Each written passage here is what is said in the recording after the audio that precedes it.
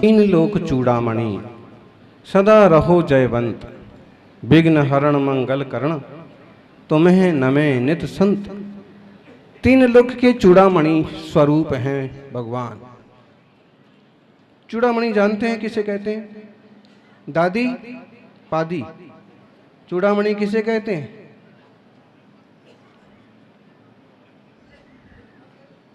दादियों को पता नहीं है तो नए लोगों से क्या पूछने का। चूड़ामणि महिलाओं का एक बहुत सुंदर महत्वपूर्ण जेवर, जो कि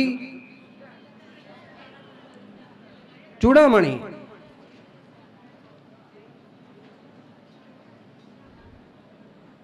बहुत मूल्यवान महत्वपूर्ण जेवर, मतलब सिर के ऊपर जो शोभित होता है, बालों के ऊपरी भाग में भी, वो कहलाता है सिर के ऊपर। जैसे लोक प्रसिद्ध है चूड़ामणि रत्न, ऐसे ही तीन लोक के चूड़ामणि इंसान के, महिलाओं के 16 श्रृंगारों में सबसे ऊंचा स्थान पाने वाला चूड़ामणि रत्न, और दुनिया में विश्व में सबसे ऊंचा स्थान पाने वाले चूड़ामणि के समान अनंत अनंत सिद्ध भगवान। बताइए, आत्मसिद्धि से, आत्मशुद्धि से बड़ी चीज और क्या है? आत्मोपलब्धि से ज्यादा महत्वपूर्ण और क्या है? क्योंकि संसारियों को लगता है कि हमने ये पा लिया, वो पा लिया, वो महत्वपूर्ण लगता है, लेकिन वास्तव में निजात्मोपलब्धि की, अपने आप को उपलब्ध हो जाना, इससे बड़ा कुछ नहीं है। आप कहोगे हम तो अपने आप को उपलब्ध है ना, हम है ना, हम है, यह जरूर है, लेकिन हम अभी अपने आप को उपलब्ध हैं, यह 100% सही नहीं है।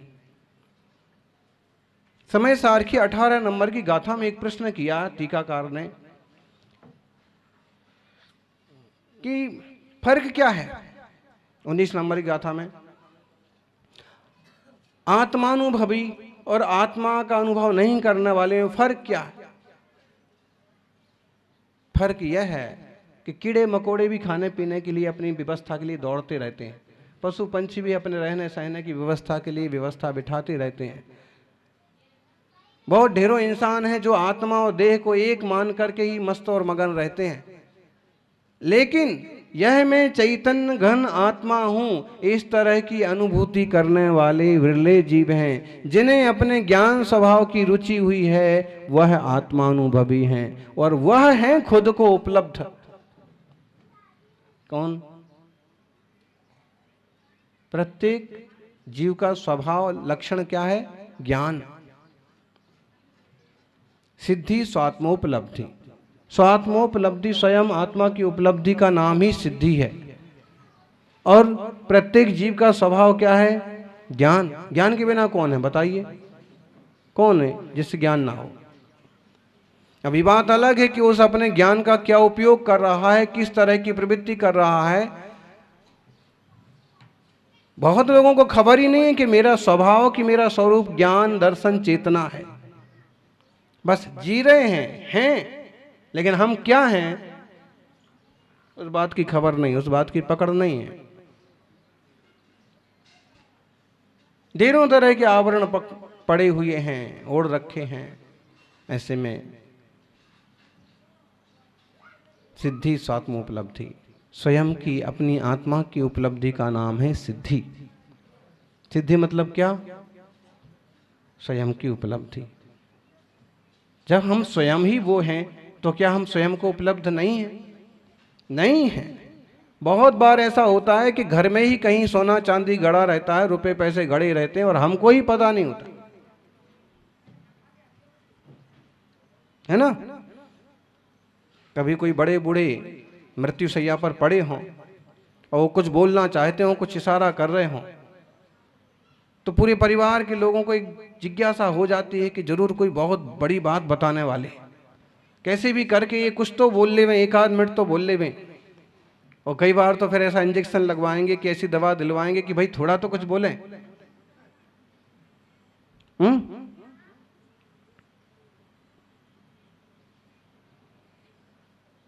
क्यों? ऐसे लगा रहता है कि हो सकता है आखिरी आखिरी में ये बता दें कि कुछ गाढ़ा हुआ तो नहीं है, किसी से कुछ बहुत ज़्यादा लेना तो नहीं है, किसी बैंक में कोई जो है डिपॉजिट तो बड़ी नहीं पड़ी हुई है। ये आशा रहती है कि आखिरी के आखिरी में, और जो सेवा करेगा उसे तो कुछ ना कुछ नया स्पेशल बता के दे के जाएंगे, ऐसा लगा रहता है सब। ऐसे ही हुआ, एक बुजुर्ग मर रहे थे, बेटा वगैरह सब वहाँ इकट्ठे हुए थे, लेकिन वो बार बार इशारा करते, बार बार इशारा करते, लेकिन वो कुछ समझ नहीं पा रहे थे। वो सोच रहे थे कि कहीं कुछ दवा हुआ तो नहीं रखा है, क्या कहना चाहते हैं। डॉक्टर को बुलाया, डॉक्टर ने ऐसा एक इंजेक्शन लगाया कि कुछ बोल सके। इंजेक्शन लगाया, वो बोले भी सही, लेकिन क्या बोले, वही इशारा करके फिर थोड़ी ताकत आई तो, अरे मूर्ख हो, सबके सब यहाँ खड़े हो, देखो गाय का बछड़ा झाड़ू खा रहा है। सब ने माथा ठोक लिया, यार बेकार 50,000 रुपये पानी में चले गए, झाड़ू खा रहा है, बस इतना बोलने के लिए इतना उपद्रव कर रहे थे। मतलब इतना राग द्वेष लगा भी रहता है बुजुर्गों को, बड़ों को।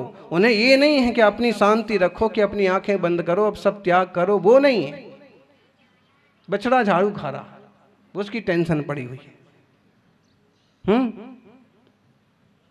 बोली बड़ा बेटा कहाँ है, सिरहाने खड़ा है। दूसरा कहाँ है, इस हाथ पर खड़ा है। तीसरा कहाँ है, यहाँ खड़ा है। चौथा कहाँ है, पाँव के पास खड़ा है ना। चारों की चारों यहाँ खड़े, दुकान पर तुम्हारा बाप है, बाप तो मर रहा है, फिर भी दुकान की चिंता पड़ी है। ये से मोह और राग द्वेष में लिपटे हुए जीवों को एक खबर नहीं होती है कि ये जो जानने वाला, ये मैं जो है चेतना, ये मेरा स्वभाव है, कम से कम इसी को निर्मल बनाने का एक पुरुषार्थ किया जाए। ढेरों लोग होते हैं राग द्वेष मोह ईर्ष्या मत्सर आदि की आग में ही जलते रहते हैं, बस किसी तरह की कल्पना करते रहेंगे और दुखी होते रहेंगे। क्योंकि हम स्वयं ही ज्ञान है, लेकिन हम स्वयं ही स्वयं को उपलब्ध नहीं है। जैसे स्वयं होकर के भी पानी में मीन प्यासी, मोहे सुन सुन आवे हंसी।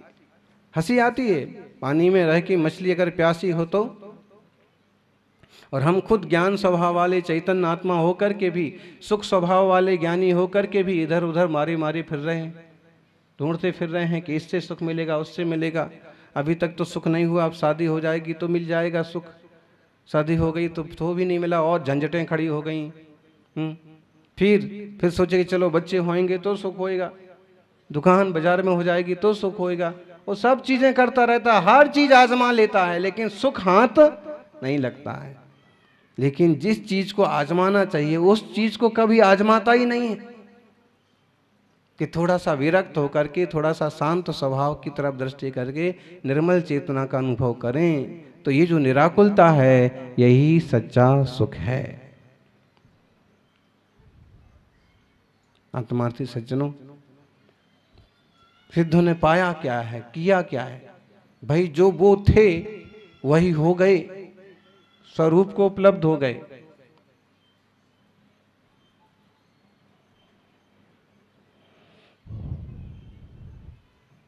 ज्ञान स्वभाव को, दर्शन स्वभाव को, चैतन्य स्वभाव को उपलब्ध हो गए। उपलब्ध हो गए मतलब क्या, अभी तक थे अधूरी अवस्था में थे, मैली अवस्था में थे, आवरण वाली अवस्था में थे। वो धन जमा हुआ है, गड़ा हुआ है, लेकिन आपको पता नहीं है, और अंदाज भी है कि हाँ हाँ हमारे घर में है, कुछ तो गाड़ा था, कुछ तो रखा था, कुछ तो डिपॉजिट है, और हमारे दादा के यहाँ इतना सोना इतना चांदी था, तो कहाँ है। थोड़ा अंदाज भी पड़ जाए तो भी पूरा भरोसा नहीं बैठ पाता, और फिर कहाँ है कि कैसे खुदाई करें तो मिले। एक बार एक सज्जन आए, कहने लगे कि गड़ा तो बहुत है, सपना तो आता है कि यहाँ गड़ा है वहां गड़ा है, आप बताओ महाराज जी कहाँ गड़ा है?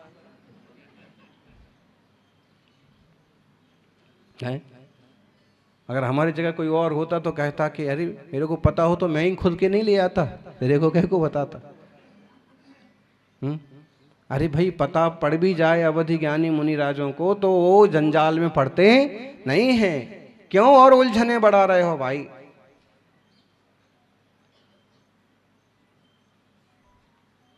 सज्जनों, विचार करना।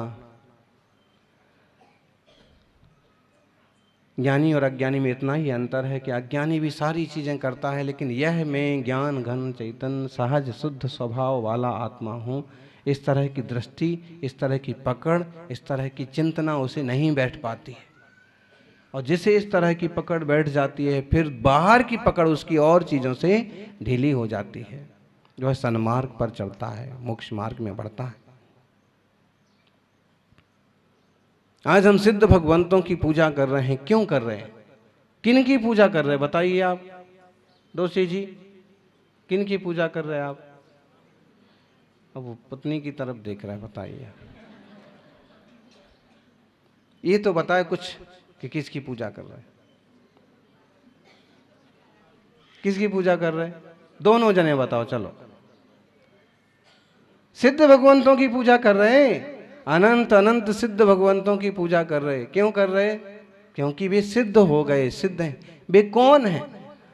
अगर हम लोग कुछ ज्ञान पाले ना, अवधि ज्ञान जैसा, कोई विशिष्ट या केवल ज्ञान जैसा, या केवल ज्ञानी सर्वज्ञ भगवान से पूछें, तो ये जो सिद्ध हो गए ना इतने सारे अनंत सिद्ध, कितने सिद्धों को? अनंत अनंत सिद्ध परमेष्ठिभ्यो पूर्णार्घ्यम निरुपामति, पूरा अर्घ चढ़ाया सब सिद्ध भगवंतों को विनय पूर्वक।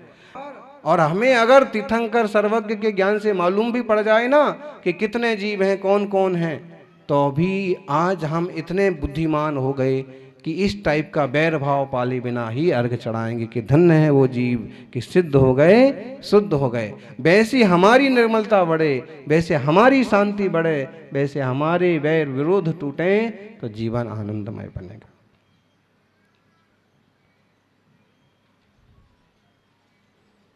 संसार बढ़ाना नहीं है, अब संसार घटाने का पुरुषार्थ करिए। लेकिन क्या करेंगे? जब तक हमें बाहर की कीमत मालूम पड़ती है, तब तक हम अपने भीतर के स्वरूप की कीमत नहीं कर पाते।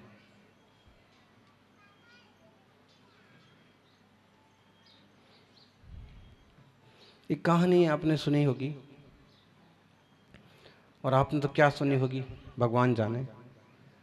आप शास्त्र पढ़ते हैं कि नहीं पढ़ते हैं? कौन कौन स्वाध्याय करते हैं? स्वाध्याय जरूर करना चाहिए, चाहे वो कथा कहानियों के ग्रंथ क्यों ना हो। जबरदस्त एक कथा आती है कि वो यम मुनिराज की कथा है।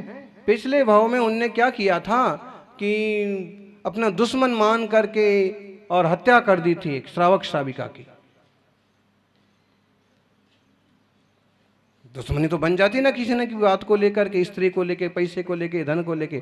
तो उनने एक श्रावक श्राविका की हत्या कर दी थी। लेकिन वो धर्म ध्यान के बल से वो श्रावक श्राविका और स्वर्ग चले गए, देव बन गए, क्योंकि वो बड़े भक्त थे। और भक्ति के प्रभाव से भले उनको किसी ने मारा तो भी वो देव बन गए। अब इसको क्या हुआ कि किसी ने समझाया, फिर राजा ने इसको फांसी की सजा दी कि इसको जाओ सूली पर चढ़ा दो, फांसी पर चढ़ा दो। फांसी पर ले जा रहे थे तो मंत्री ने या किसी ने समझाया कि रे तू और जो पाप किया सो किया, जो करता सो करता, लेकिन तेने अच्छे धर्मात्मा श्रावक श्राविका को क्यों मारा? तो उसको सब बात समझ में आने लगी कि हाँ भले कोई दुश्मनी थी, कोई भी कारण था, लेकिन मुझे ऐसा नहीं करना था। फिर उसने हाथ जोड़े मंत्री जी को, कहा मेरे से बहुत बड़ी गलती हो गई, मुझे ऐसा नहीं कर। मंत्री भी धर्म बुद्धि का था। उसने कहा देख भाई, तूने सब पाप किए, इस पर भी तेरे को फांसी दे देंगे तो तेरे को जीवन सुधारने का तो कुछ बचा ही नहीं, ये पापों से और नरक उसने कहा कि मेरे को मौका मिले तो मैं कुछ अच्छा करूंगा। मंत्री धर्मात्मा था, उसने कहा कि बोल मुनि बनेगा, तपस्या करेगा, ऐसे जैसे परम तपस्वी मुनि होते हैं वैसा बनेगा। उसने भी मन में विचार किया कि भी मौत मरने से अच्छा है कि ऐसे कठिन तपस्या करके मरेंगे, कुछ तो अच्छा हो जाएगा जीवन में। तो उसने कहा कि ठीक है मैं मुनि बनूंगा, मैं संकल्प करता हूँ। तो देख मैं राजा की आज्ञा बिना चुपचाप छोड़ देता हूँ, किसी को बताना नहीं, किसी को कहना नहीं, खूब कठिन तपस्या कर, अच्छी साधना कर। और अब वो सब साधना करने लगे, बड़े ज्ञानी हो गए, बड़े तपस्वी हो गए, लेकिन ज्ञान नहीं बढ़ता। तो एक बार उन्होंने बड़े मुनि से, गुरुदेव से पूछा कि, तो गुरुदेव ने कहा कि तुम्हारा ज्ञान इसलिए नहीं बढ़ता है क्योंकि किसी जीव का तुमने जबरदस्त बैल पाला था और उनको मार दिया था। देव पर्याय में है वो। और अगर वो देव पर्याय वाले जीव अगर तुमसे क्षमा मांग लें या तुम उनको क्षमा कर दो, उनका मिलना जुलना हो जाए और वो वाले भाव खत्म हो जाएं दोनों तरफ से, तो तुम्हारा कल्याण हो जाएगा।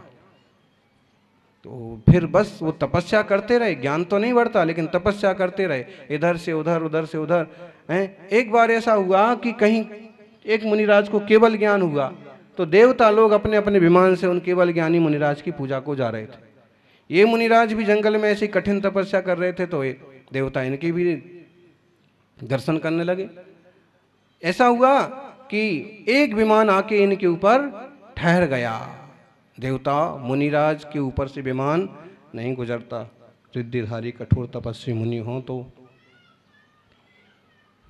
ऐसा प्रताप होता है। जिनालय हो, मंदिर हो। क्या हुआ फिर? वो उतर के नीचे आए, अवधि ज्ञान से जान लिया कि ये वही मुनि हैं जो पहले ग्रस्त था और इसने हम लोगों को पूजा करते वक्त हम लोगों को मार दिया था। हम देव बने, लेकिन उतरे नीचे आके और उनने नमस्कार किया बाकायदा। उन्हें पता है, वो अवधि ज्ञान से मालूम पड़ गया विमान क्यों रुका, इनके कारण से रुका। ये कौन है? पिछले जन्म के दुश्मन है। कोई दुश्मन हो, कोई दोस्त हो, कोई मुनि हो, कोई मंदिर हो, तो देवताओं के विमान रुक जाते हैं, उसके ऊपर आगे नहीं बढ़ते। ऑटोमेटिक सिस्टम होता है।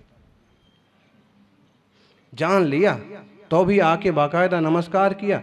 नमस्कार करने के बाद बैठे, हाथ जोड़ के कहने लगे, भगवान हमें कुछ उपदेश दीजिए। तो वो जो थे अभी मुनि, उनने अपना थोड़ा सा सावधान हुए और उनने कहा कि मैं क्या उपदेश दूं, मेरे को तो प्रवचन करना आता नहीं, मुझे ज्ञान तो हुआ ही नहीं। मेरे गुरुदेव ने कहा कि तुमने ऐसा ऐसा किया था, ये किया था, मुझे सब पता है, लेकिन जिनके साथ किया था वो तो मुझे मिलते नहीं। वो मिल जाएं और मैं उनसे क्षमा मांग लूं तो फिर मेरा ज्ञान बढ़े। तो देव देवता जो थे उनने कहा कि भगवान वह हम ही हैं। तो वो इतने सरल हो गए कि तुरंत हाथ जोड़ के कहने लगे कि हमें क्षमा कर दो, हमने आप लोगों को अज्ञानता में, मूर्खता में और ऐसा दंड दिया, दुख दिया, कष्ट दिया, तो हमें क्षमा कर दो। वो जैसे हाथ जोड़े तो वो दोनों चरणों में पड़ गए कि आप तो महान मुनि हैं, हम आपको तो यूं क्षमा करते हैं, लेकिन आपकी कृपा हम पर बनी रहे। देखिए अब वो नहीं रह गया कोई बैर भाव। तो ऐसा है कि और वो मुनि जैसे ये क्षमा क्षमा हुआ और थोड़ी तपस्या की और केवल ज्ञान प्राप्त हो गया, मोक्ष ले गया। हम ऐसे वीतराग जिन शासन के अनुयायी हैं, हमारा भी कल्याण होगा, मंगल होगा। ऐसे मंगलमय सिद्ध प्रभु की आराधना करेंगे तो कभी सिद्धि का रास्ता भी मिलेगा। जय बोलिए अनंत अनंत सिद्ध परमेष्ठी भगवान की।